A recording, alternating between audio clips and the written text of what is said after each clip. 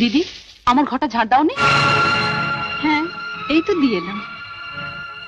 কি হয়েছে মেজো বউ? দেখুন না মা, যেই আমি একটু বাথরুমে গেছি অমনি সুযোগ বুঝে আমার ঘরটাতে ঝাঁটা বুলিয়ে পালিয়ে এসেছে। ছি ছি ছি, এ খুব অন্যায়। কিন্তু আমি তো ভালো করে। আমি কি মিথ্যে বলছি? লতু, তুমি দেখবে চলো, ওটাকে কি ঝাঁট দেওয়া বলে? আমাকে আর দেখাতে হবে না, আমি জানি। কদিন আগে আমার ঝিটা আসেনি, ওকে কটা কই মাছ কাটতে দিয়েছিলাম, তার আঁশটা পর্যন্ত ছাড়াইনি। এত বড় ফাঁকিবাজ।